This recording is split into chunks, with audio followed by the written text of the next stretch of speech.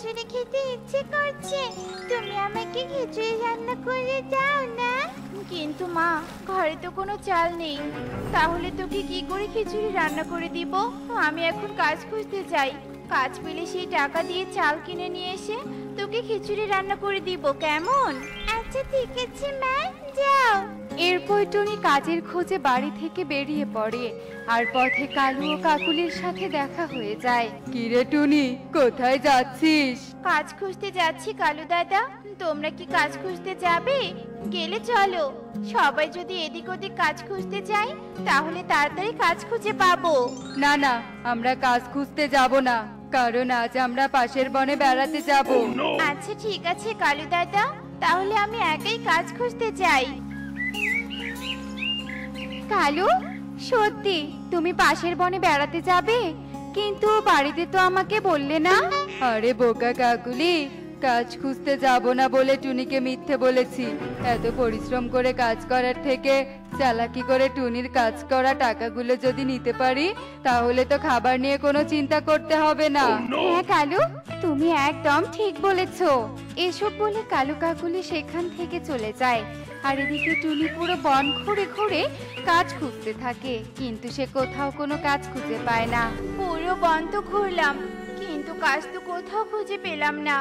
ওদিকে তো মেয়েটাকে আশা দিয়ে এসেছি, ওকে আজ খিচুড়ি রান্না করে দিব। এখন আমি কি করব কিছুই তো বুঝতে পারছি না।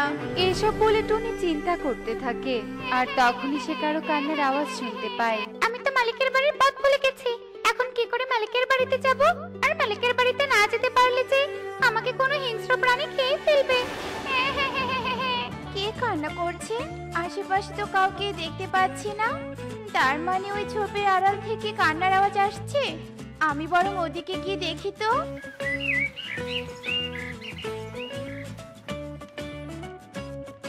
একে ছাগল, তুমি এখানে বসে কাঁদছো কেন? কি হয়েছে তোমার বলো তো? এরপর ছাগল টুনিকে সব কথা খুলে বলে। তুমি কেঁদো না ছাগল, আমি তোমাকে তোমার মালিকের বাড়িতে পৌঁছে দিব। সত্যি বলছো পাখি?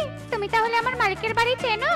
না, আমি চিনি না, কিন্তু মানুষের রাজ্যে গিয়ে খোঁজ করলে হয়তো পেয়ে যাব। আচ্ছা ঠিক আছে, তাহলে চলো। এরপর টুনি ছাগলকে নিয়ে মানুষের রাজ্যের দিকে রওনা দেয়, আর তারা কিছুক্ষণের মধ্যেই মানুষের রাজ্যে পৌঁছে যায়। ওই তো আমি মালিকের বাড়ির পথ পেয়ে গেছি। টুনি, এই পথে আর একটু সামনে গেলে আমি আমার মালিকের বাড়ি পেয়ে যাব। তাহলে তুমি এখন একাই যাও, আর আমি আমাদের রাজ্যে ফিরে যাই। তুমি আমার এত বড় উপকার করেছো, তাই আমি তোমাকে আমার মালিকের সাথে পরিচয় করিয়ে দিতে চাই। তুমিও আমার সাথে চলো না? আচ্ছা ঠিক আছে, চলো। এত করে যখন বলছো তবে চলো। এরপর টুনি ছাগলের সাথে তার মালিকের বাড়িতে চলে যায়। কি রে ঝন্টু, কোথায় ঘাস খেতে গিয়েছিলি? পেট কি ভরেছে? আর এই পাখিটাকে বাড়িতে নিয়ে এসেছিস কেন? তোমার সাথে পরিচয় করিয়ে দেওয়ার জন্য। কিন্তু কেন ঝন্টু? তারপর ছাগল রিমাকে সব কথা খুলে বলে। তোমাকে অনেক ধন্যবাদ পাখি, তুমি ঝন্টুকে সাহায্য না করলে আমি বুঝি ঝন্টুকে খুঁজে পেতাম না। আর ঝন্টু, তোকে না বলেছি কখনো বেশি দূরে ঘাস খেতে যাবি না? তারপরও কেন গিয়েছিলি? এইবার তো ভুল করে ফেলেছি দিদি, এরপর থেকে আর কখনো যেন এই ভুল করো না, কেমন? হ্যাঁ, আমার উচিত শিক্ষা হয়েছে, আর কখনো দূরে যাব না। আচ্ছা ঠিক আছে, আমি তাহলে এবার আসি। দাঁড়াও, তুমি আমার ঝন্টুকে সাহায্য করেছো, তাই আমি তোমাকে কিছু উপহার দিতে চাই। বলো, তুমি কি শস্যদানা নিবে নাকি চাল নিবে? আমাকে চাল দিলে ভালো হবে, কারণ মেয়েটা খিচুড়ি খাওয়ার জন্য বায়না করেছে। আচ্ছা ঠিক আছে, আমি তাহলে খিচুড়ি বানানোর সবকিছু নিয়ে আসছি।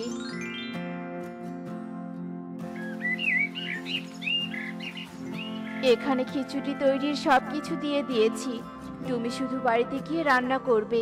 আচ্ছা ঠিক আছে দিদি, তোমাকে অনেক ধন্যবাদ। এরপর টুনি বাড়ির উদ্দেশ্যে রওনা দেয়, আর কিছুক্ষণের মধ্যেই তাদের রাজ্যে পৌঁছে যায়। আর দূর থেকে কালু ও কাকুলি টুনিকে দেখে ফেলে। কাকুলি, টুনি তো এসে গেছে, এবারই আমাদের কাজ শুরু করতে হবে। হ্যাঁ কালু, জাল হাতে নিয়ে তৈরি হয়ে থাকো। এরপর কালু টুনিকে ধরার জন্য জাল হাতে নিয়ে গাছের আড়ালে লুকিয়ে পড়ে। আর টুনি যেই না গাছের কাছে আসে তখনই কালু টুনির ওপর জাল ফেলে দেয়। এ কি, কে আমার উপর জাল ফেললো? ও, আমি শিকারের ফাঁদে পড়ে গেলাম নাকি? কে কোথায় আছো? আমাকে বাঁচাও, আমাকে বাঁচাও। একে টুনি, তুই তো শিকারের ফাঁদে পড়ে গেছিস। শিকারি তো তোকে ধরে নিয়ে গিয়ে বিক্রি করে দিবে। কাকুলি দিদি, তুমি তাড়াতাড়ি আমাকে এখান থেকে মুক্ত করো। তোর হাতের পুটলি আর যদি কাজের টাকাগুলো দিয়ে দিস, তাহলে আমি তোকে এখান থেকে মুক্ত করব। আমার কাছে তো টাকা নেই, শুধু এই খিচুড়ি বানানোর জন্য চাল ডাল আছে। আমাকে আগে মুক্ত করো, তারপর আমি তোমাকে এগুলো দিয়ে দিব, নয়তো যে শিকারি চলে আসবে। এরপর কাকুলি টুনিকে জাল থেকে মুক্ত করে দেয়, আর দুজনে সেখান থেকে ঝোপের আড়ালে চলে আসে। তোমাকে অনেক ধন্যবাদ কাকুলি দিদি। এই নাও চাল ডাল, খিচুড়ি রান্না করে আমার মেয়েকে একটু খেতে দিয়ে যেও। মেয়েটা খিচুড়ি খাওয়ার জন্য বায়না করছিল বলে মানুষ দিদির কাছ থেকে খিচুড়ি চাল ডাল নিয়ে এসেছিলাম। এইটুকু চালের খিচুড়ি আমাদেরই হবে না, তাহলে তোর মেয়েকে কি দেব? তোর মেয়েকে কোনো খিচুড়ি দিতে পারবো না। এ কথা বলে কাকুলি সেখান থেকে চলে আসে। কাকুলি, টুনির কাছে টাকা পেয়েছো? না কালু, কিছু চাল ডাল পেয়েছি, তাই নিয়ে আসলাম।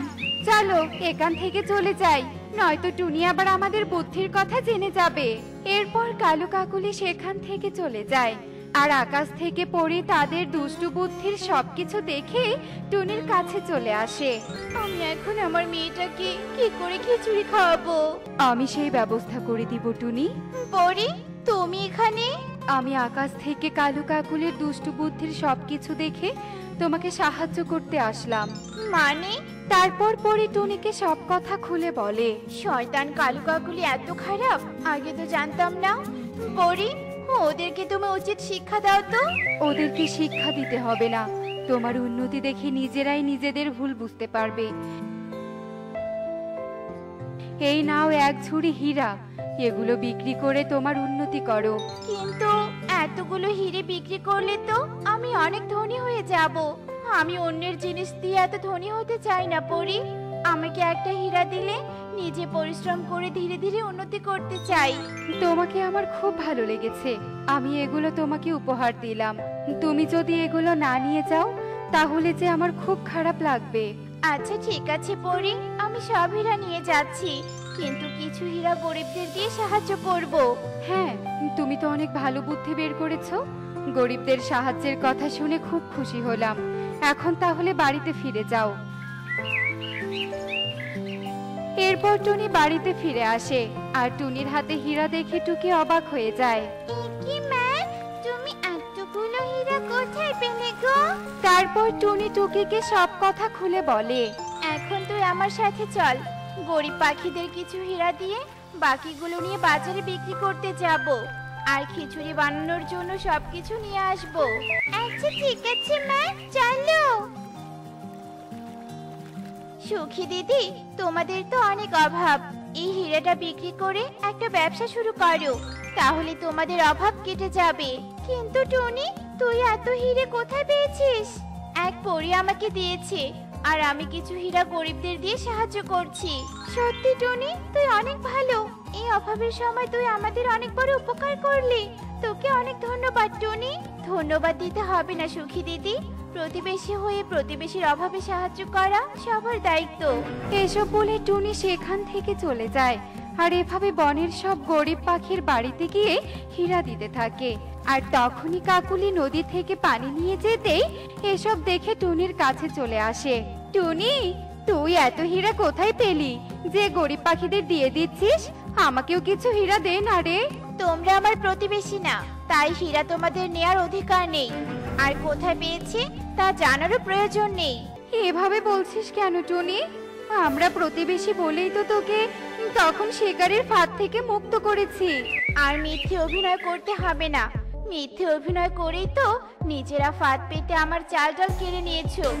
পরি আমাকে তোমাদের ফন্দির সব কথা বলেছে, আর যারা প্রতিবেশীর দুর্বলতার সুযোগ নিয়ে তার ক্ষতি করার চেষ্টা করে তারা কখনো প্রতিবেশী হতে পারে না।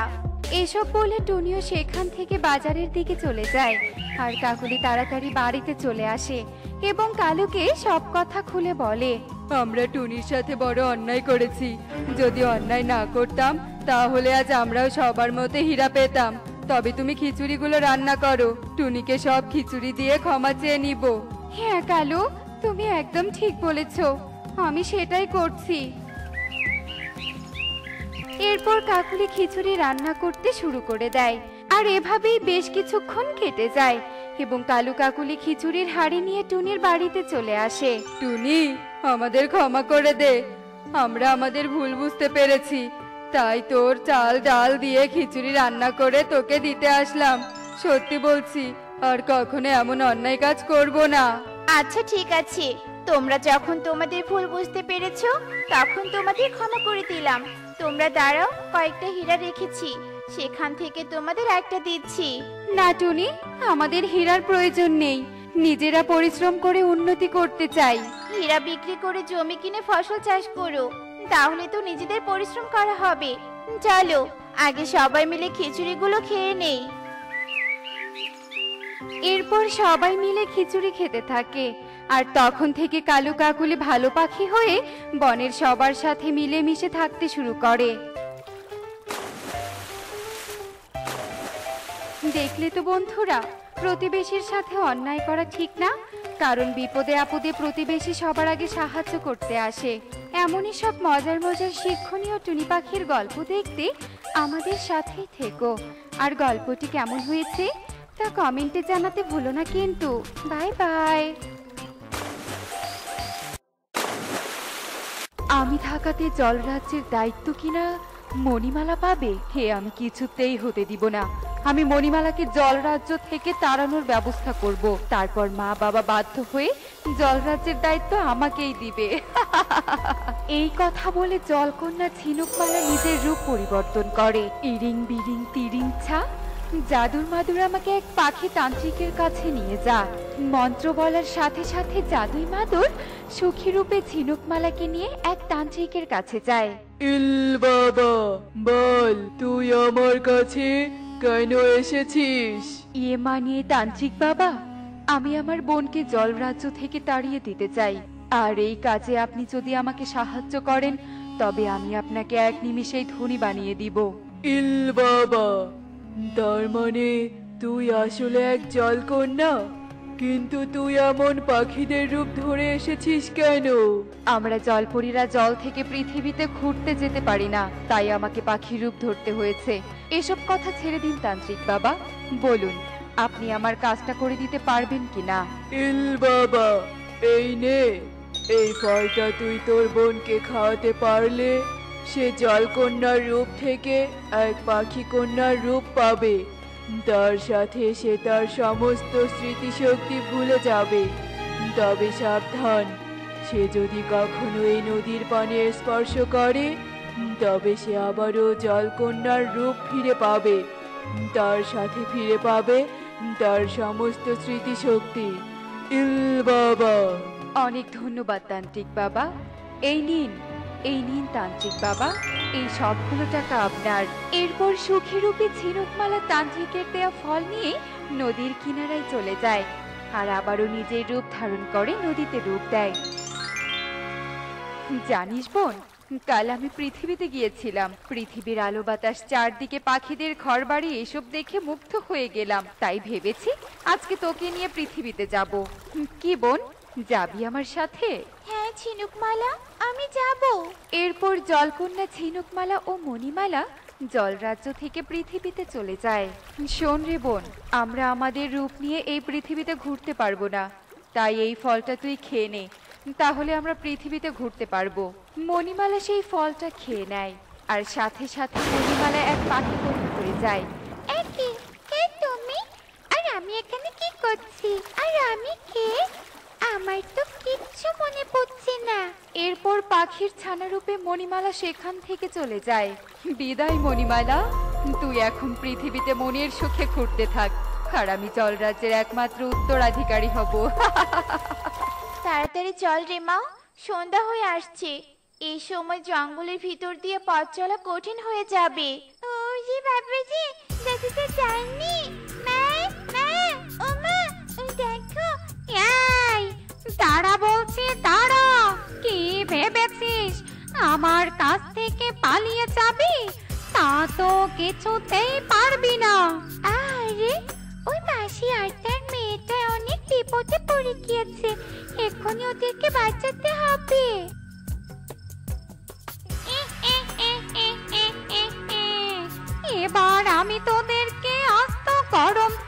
ভেজে খাবো।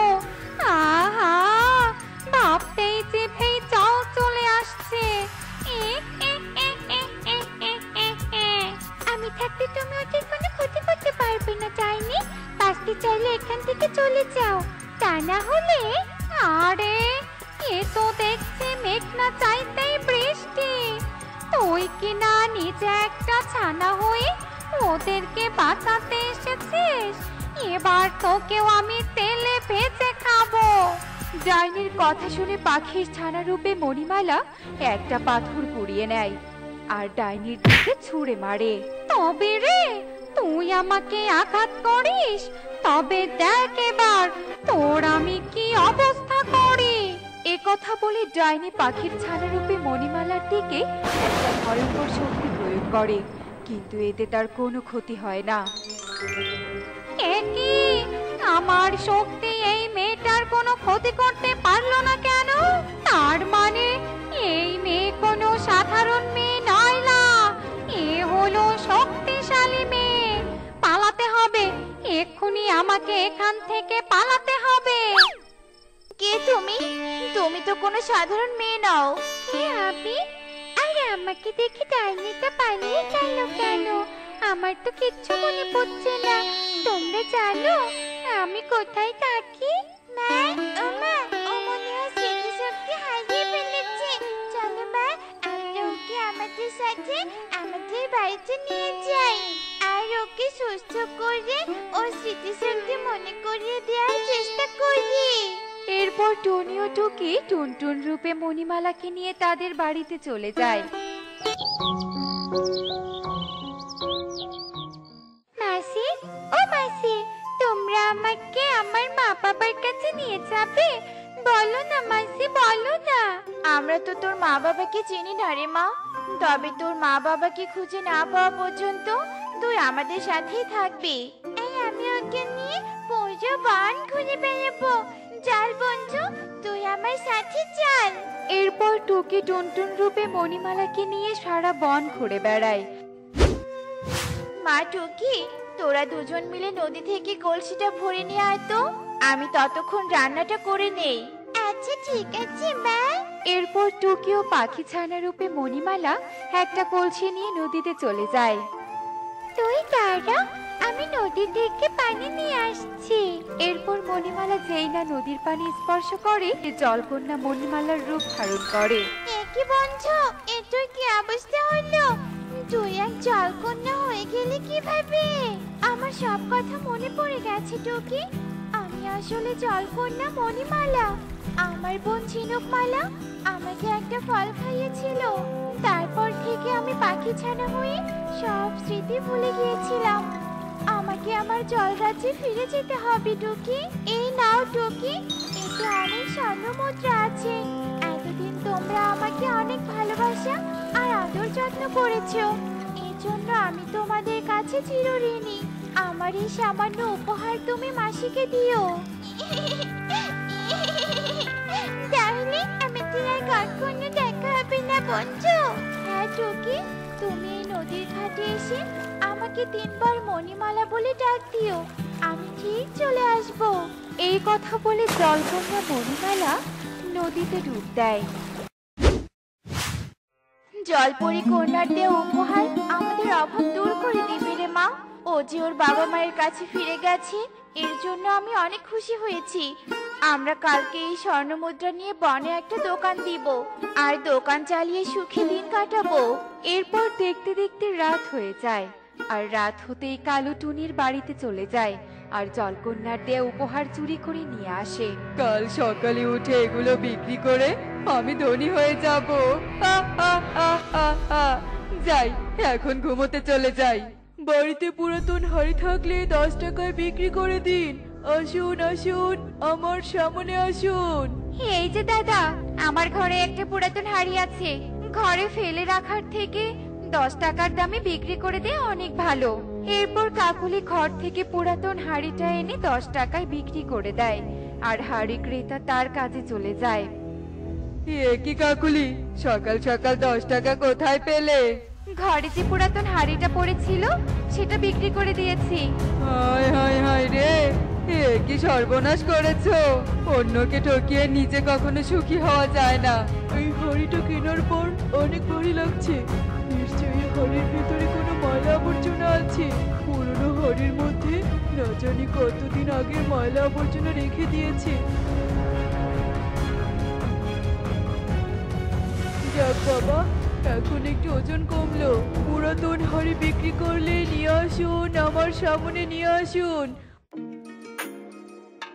এই যে এই তো জলকন্যা দিয়ে সেই উপহার, কিন্তু এটা তো কাল রাতে ঘর থেকে চুরি হয়ে গিয়েছিল। যাক বাবা, চোর হয়তো পালাতে গিয়ে ফেলে গেছে। এরপর টুকি স্বর্ণ মুদ্রার থলেটা নিয়ে বাড়িতে যায় আর টুনিকে সব কথা খুলে বলে। এরপর তারা বনে একটা দোকান দেয়। এ কি মা বাবা, তোমরা এসেছো? কাল থেকে তোমাদের জল রাজ্যে দেখছি না যে। তোমরা কোথায় গিয়েছিলে? তুই এসেছিস রে মা, আমরা যে তোকে পাগলের মতো খুঁজে বেড়াচ্ছি, আর তোকে খুঁজতেই আমরা স্থল রাজ্যে গিয়েছিলাম। তুই কোথায় ছিলি রে মা, কোথায় ছিলি? জলকন্যা মণিমালা জলরানীকে সব কথা খুলে বলে। কি ঝিনুকমালা, তুই মণিমালাকে আমাদের থেকে দূরে সরাতে চেয়েছিলি? তোকে এর শাস্তি পেতেই হবে। ঠিক বলেছো রানী, আমি জলকন্যা ঝিনুকমালার থেকে সমস্ত জাদু শক্তি কেড়ে নিচ্ছি। ও এখানে এক সাধারণ জলকন্যা হয়ে থাকবে, আর আজকে থেকে আমার জলরাজ্যের সব দায়িত্ব মণিমালার। দেখলে তো বন্ধুরা, কাউকে ঠকিয়ে কেউ কখনো সুখী হতে পারে না। এমনই সব মজার মজার শিক্ষণীয় টুনি পাখির গল্প দেখতে আমাদের সাথেই থেকো। আর গল্পটি কেমন হয়েছে তা কমেন্টে জানাতে ভুলো না কিন্তু। Bye bye.